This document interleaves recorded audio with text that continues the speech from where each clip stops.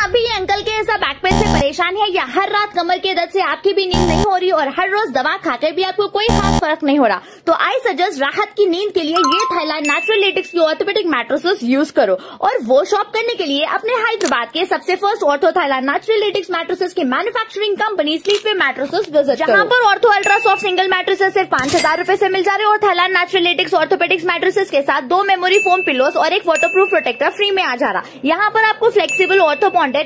Chairman A18 Telangana news Mohammed Azam Ali.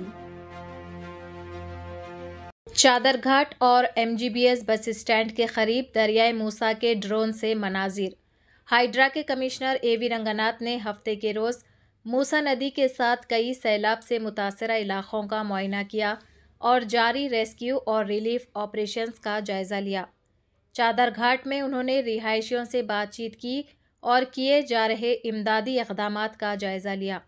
उन्होंने सैलाब ज़दा इलाक़ों में रहने वाले लोगों पर जोर दिया है कि वो फौरी तौर पर महफूज मुकामात पर मुंतकिल हो जाए और इमदादी टीमों के साथ ताउन करे। టీమ్స్ కూడా తీసుకున్నాము, వాళ్ళ దగ్గర ఇంకా బెటర్ ఎక్విప్మెంట్ ఉంటుంది. సో NDRF టీమ్స్ కూడా వచ్చారు.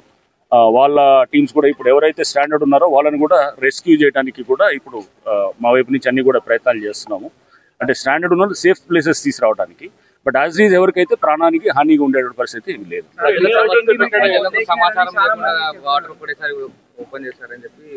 అట్లా లేదు, నిన్నటి నుంచి అలర్ట్స్ ఇస్తూనే ఉన్నారు. బట్ చాలా మంది ప్రజలు వాళ్ళు ఏంటంటే ఇళ్ళ నుంచి మూవ్ అవ్వడానికి ఇష్టపడరు, పైకి వచ్చి ఉన్నారు. ఇప్పుడు కూడా వాళ్ళు 4-3 అడుగుల్లో ఉన్నా కూడా చాలా మంది అక్కడే ఉండడానికి ఇష్టపడుతున్నారు. సో వాళ్ళు మూవ్ అవ్వడానికి లేదు, బట్ డెఫినెట్గా వాళ్ళు కన్విన్స్ చేసి బయటికి తీసుకొస్తున్నాము.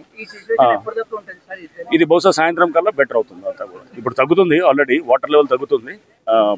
మనకి ఇప్పుడు క్యాచ్మెంట్ ఏరియాలో కూడా మన వికారాబాద్ అండ్ ఇతర ఏరియాస్లో కూడా అంత వర్షాలు అయితే తగ్గినాయి.